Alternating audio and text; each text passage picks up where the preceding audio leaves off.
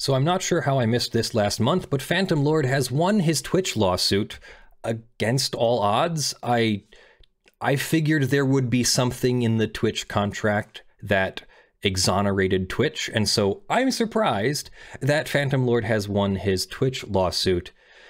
In 2016, Twitch imposed a lifetime ban against popular CSGO streamer James PhantomL0rd Varga, says the PC Gamer website here.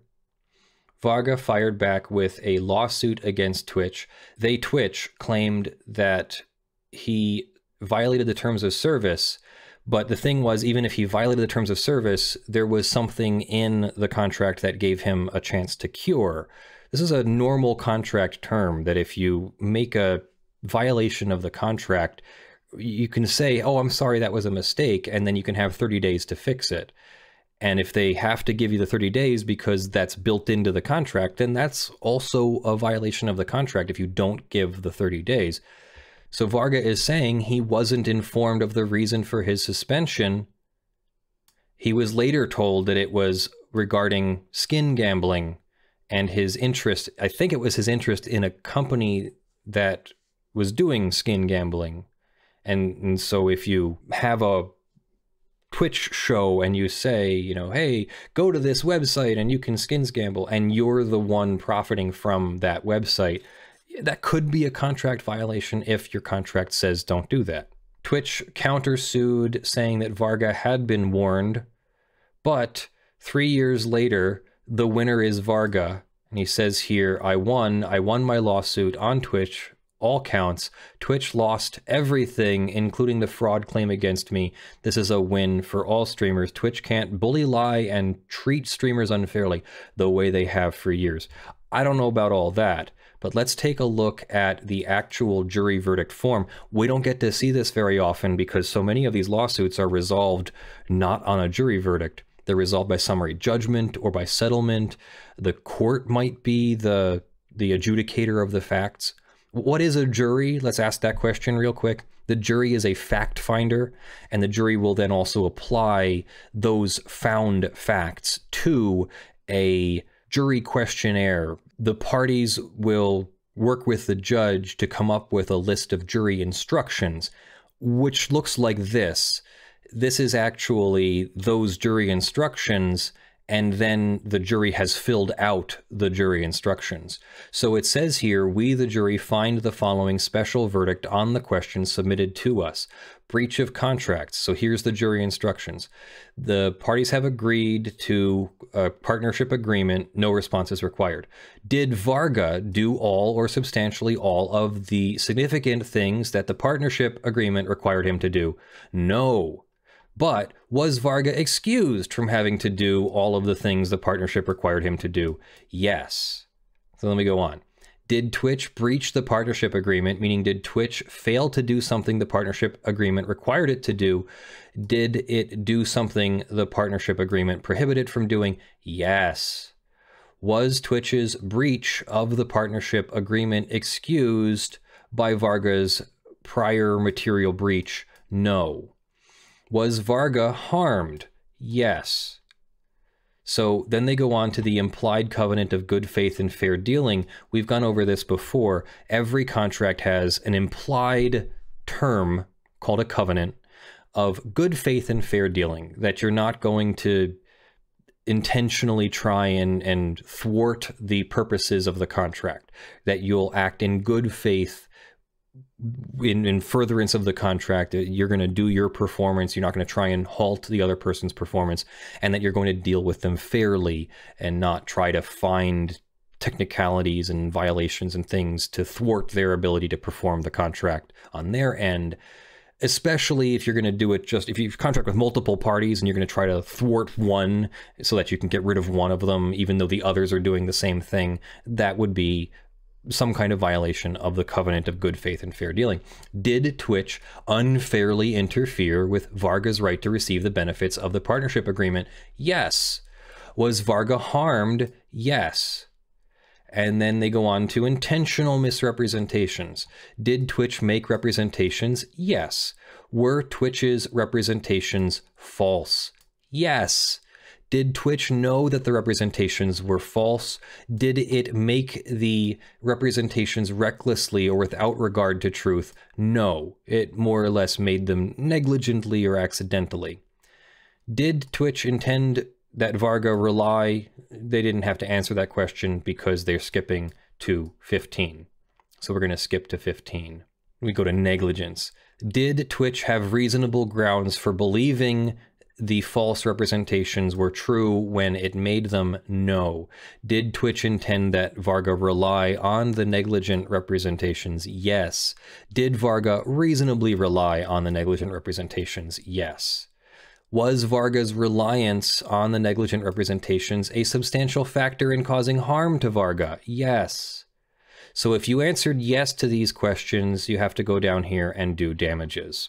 So the jury found that his lost earnings were the 30 days from July 19th to August 18th, 2016 in the amount of $15,139.34. So that seems to be actual provable lost earnings, because contracts generally are always about actual provable damages and not about multiplying damages for bad faith and all that. At least not yet. We're going to get to the bottom of that. I doubt that there's a multiplication for this, because I think the total damages were $20,000. So we can assume that 30 days of PhantomL0rd's earnings were approximately $15,000. They did not grant any further 9 months, 10 months, or through today. So they only granted 30 days. And that makes sense, because weren't they supposed to give him 30 days to cure? I don't always agree with that.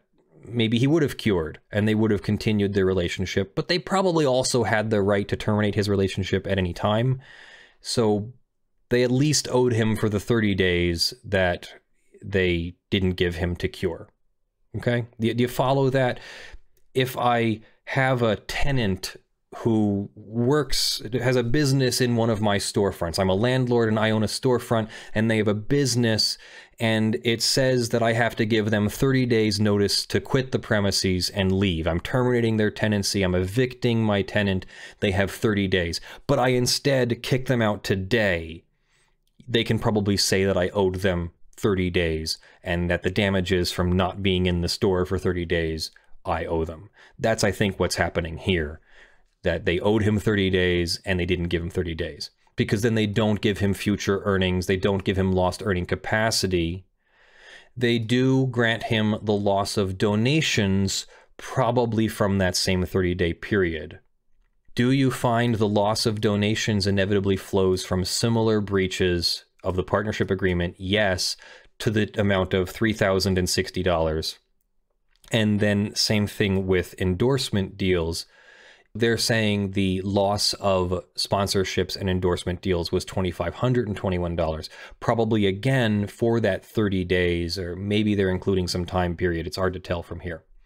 Tort damages from the negligence. Negligence is a tort, and if you owed a duty, caused an injury by your breach, then you owe damages for your negligence, duty, breach, injury, and cause. And these are all listed as zeros here. Past, future, capacity, and donation, and sponsorship earnings are all zero. I don't know the details. Maybe PhantomL0rd was not able to prove those damages, or maybe the jury just didn't believe that he had been damaged by negligence in that sense. If you answered yes, did Twitch engage in the conduct of intentional misrepresentation? They did not, so we are not answering this question. So summary of all damages is lost past earnings, loss of donations, loss of sponsorship to the tune of $15,000, $3,000, $2,000, a total of $20,720.34, which seems like a relatively small amount of money for the effort he had to go through. It's probably not going to pay for his 3 years of litigation. Contract disputes don't typically award attorney's fees and costs. So I'm not sure that Mr. Varga, PhantomL0rd, actually profited or is even fully compensated for what he had to go through here. Now, I don't know if the Twitch partnership agreement said that the winning party gets attorney's fees. If it did, then he'll get attorney's fees, or at least they'll argue over it.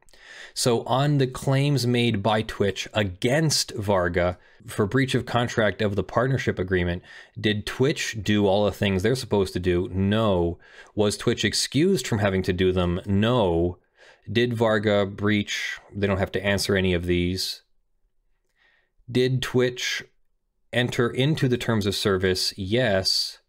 Did Twitch do the things it was supposed to do? Yes. Did Varga breach the terms of service? Yes. Was Varga's breach excused? No. Do you find that Twitch freely and knowingly gave up its right to have Varga perform its obligations? Yes. They apparently, by not giving him the right to cure or the ability to cure, they waived their right to have him terminated before that. Did Varga make representations? Yes. Were any of Varga's representations false? Yes. Did Varga know the representations were false? Yes. Did Varga intend Twitch to rely? Yes. Did Twitch reasonably rely? No. So apparently the jury found that Varga in some way lied to Twitch or misrepresented something to Twitch. It doesn't say what here, but that Twitch didn't rely on those representations. So no harm, no foul. Did Varga disclose facts to Twitch about his 2016 giveaway? Yes. Did Varga intentionally fail to disclose other facts about the giveaway and his ownership of CSGO Shuffle, making what he did disclose deceptive? No, his disclosure was not deceptive. And so we can skip all of that. And so the damages in favor of Twitch are 0. So there's no damage to Twitch. So Twitch owes Varga the $20,000 some dollars, and Varga does not owe Twitch anything, although there is a claim here that there was some kind of misrepresentation from Varga to Twitch, but that it didn't end up mattering because no one relied on it. So part of an intentional misrepresentation or fraud is that the party did rely on the fraudulent statement, the misrepresentation, and then turned over something, money or something, did something to benefit the other party that it was not entitled to. The other party was not entitled to benefit in that way. So that's what they're saying here, is that Varga, whatever his misrepresentation was, Twitch didn't rely on it, and therefore we didn't connect all the elements of other misrepresentation or fraud or whatever. So it didn't matter. It didn't incur any penalty or damages to then have Varga pay back to Twitch. So I don't know if that 100% clears Varga from any other culpability, but it's not legal culpability according to this jury finding. So that's the end of the PhantomL0rd jury trial, I guess, against Twitch. Although there are still more docket entries in this case. I don't know what they're arguing about. It doesn't seem to make a whole lot of sense. But we'll see if that's the end of that case. I think $20,000 is a relatively low number, but when you think about it, Twitch really only had that 30 days notice issue before they could terminate him. So even if he cured his alleged violation, they still have the right to decide who they do business with, and they could say, we're sorry, we don't want to host your content anymore. We don't want you in the Twitch partner program, or whatever his relationship was. I think it's the partnership agreement. So they didn't owe him more than 30 days worth of damages, and that's $20,000. I still think $20,000 in 30 days is pretty good, but I don't know that this actually turned out to be a good reason to file a lawsuit and pursue a lawsuit. Usually you'll have incurred more than $20,000 worth of attorney's fees to get here. I'm not sure what he's incurred. I don't think he said so. If I find out, I'll let you know, but I'm guessing he paid more than $20,000 to get here. So it's a Pyrrhic victory, in my opinion. It's an important victory, I think, for the community to hold Twitch accountable for its negligent misrepresentation, which I don't think is the same thing as fraud, but it is a negligent misrepresentation. And it's important to fight the good fight. This is sort of a David and Goliath kind of fight here. Twitch could have ameliorated this risk by writing a different set of terms into their contract, allowing them to terminate under these circumstances without incurring any sort of penalty. But they didn't, so they got burned to the tune of $20,000.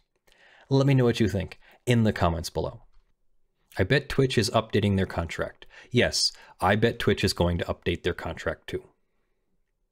And that's our show. Thanks for joining me. I'm Leonard French, your favorite copyright attorney, and this is Lawful Masses, your favorite legal news and education program here on YouTube, also on Floatplane and on twitch.tv/lawfulmasses, live on Sunday mornings at 10 a.m. Eastern Time.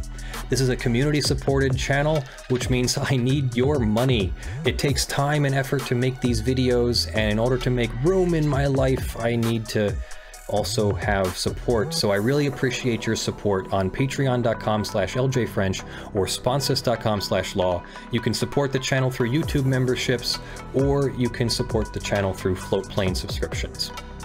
Thank you very much in the month of May to the following $50 plus supporters: Joe Tyson, John Steele, Gavin Barnard, Eevi, Spirit Bear, Benjamin Hitov, Ugly Grill, Rudolph Bescherer Jr., Brandyn, Abel, Torpedan, RDHDragon, Earthbound Star, and ShadowTycho. And thank you to the $5 plus supporters who are scrolling on the screen in front of me. You're all on the LED tablet behind me. I love you all. Thank you for joining me. I'm Leonard French. I'll see you in the videos that drop and the comments below.